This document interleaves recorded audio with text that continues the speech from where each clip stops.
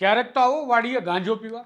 ગુજરાતમાં કોઈ ખેડૂત આવું ન કહે તો સારું. ક્યારેક તમે સાંભળ્યું છે કે વાવો વાડીએ શેરડી ખાવા કે મગફળી ખાવા, પરંતુ કદાચ ગુજરાતના કોઈ ખેડૂત હવે એવું પણ કહી શકે કે આવો વાડીએ ગાંજો પીવા. કેમ કે કૃષિ મંત્રી જીતુ વાઘાણીને પત્ર લખી એક ખેડૂતે અચંબિત કરી દે તેવી માગણી કરી છે, જેના પરથી ગુજરાતના ખેડૂતો કેવા આર્થિક રીતે પાયમાલ થઈ ગયા છે અને હવે પાણી ખેડૂતોના ગળા સુધી આવી ગયું છે તે સમજી શકાય છે.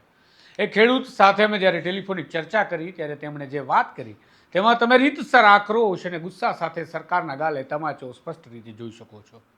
તો આવો સાંભળીએ ગાંજાની ખેતી કરવા ઈચ્છુક ખેડૂતોનું શું કહેવું છે અને તેમણે શું માગણી કરી છે કૃષિ મંત્રી સમક્ષ. નમસ્કાર, હું છું તુષાર બસિયા. આપ જોઈ રહ્યા છો સ્વમાન. ગુજરાતના ખેડૂતો આર્થિક રીતે દેવાદાર બની રહ્યા છે અને ખેડૂતો પાકના પૂરતા ભાવ નહીં મળવાના કારણે પાયમાલીની કગાર પર છે.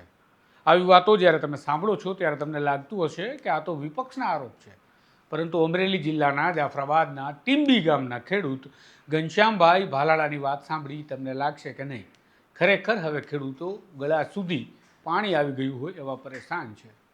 સાંભળો ખેડૂત ઘનશ્યામભાઈ સાથે જ્યારે મેં વાત કરી ત્યારે શું બોલે છે ઘનશ્યામભાઈ. હલો. ઘનશ્યામભાઈ? હા હા, બોલો બોલો. ઘનશ્યામભાઈ ભાલાળા વાત કરો છો? હા હા. હું પત્રકાર તુષાર બસિયા વાત કરું છું સ્વમાન ન્યૂઝથી. ક્યાંથી?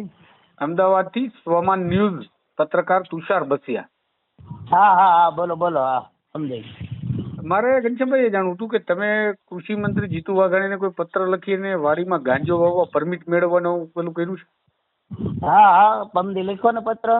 પરમદી લખો? હા. તો તમે આ મોકલી દીધો, જમા કરાવ્યો, શું કર્યું?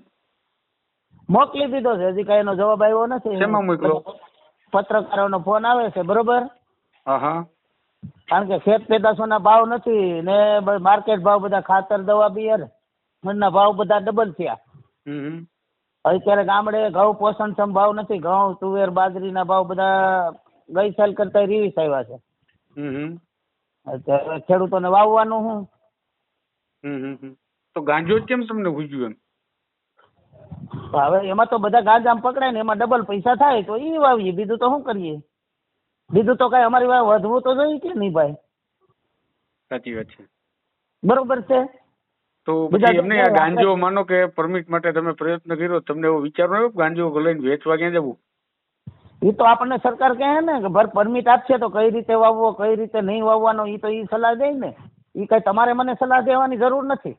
મારો સવાલ તમને એટલા માટે છે, તમે એક ખેડૂત તરીકે આવો પત્ર લખતા હોય તો અમારે બધું જાણકારી લઈએ તો અમારે સમાચારમાં, બાકી તો કેવી રીતે ચલાવવું? એની પાસે પરમિટ માંગી છે. પરમિટ ની અરે એનો આખો પરિપત્ર આપશે મને એ લોકો. અચ્છા.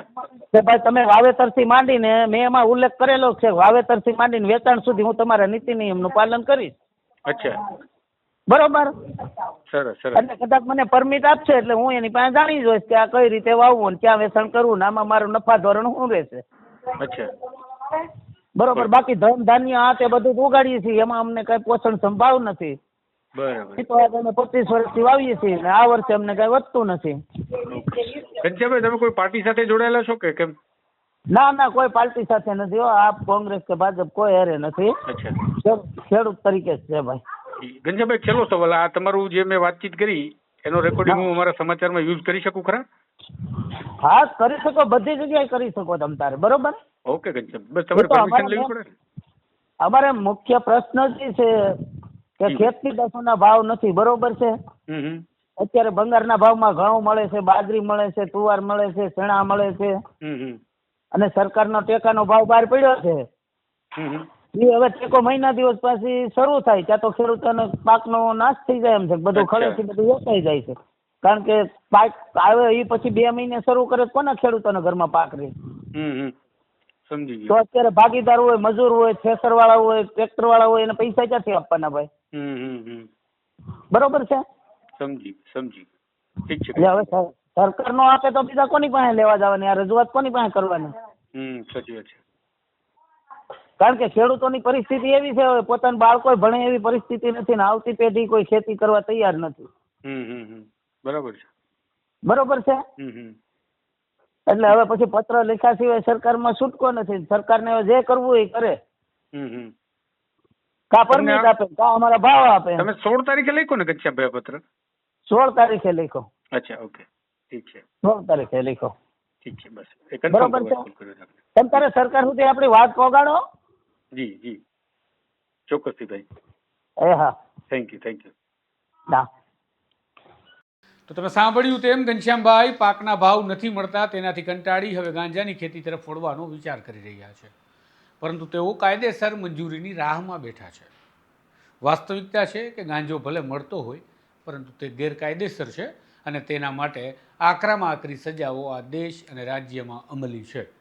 પરંતુ ખેડૂતને સરકારને લખવું પડે છે કે તમે દારૂના વેચાણ માટે પરમિટ આપો છો, અમુક લોકોને રિવોલ્વરની પરમિટ આપો છો, તો અમને પણ ગાંજો વાવવાની પરમિટ આપો તેવી અપેક્ષા રાખીએ છીએ.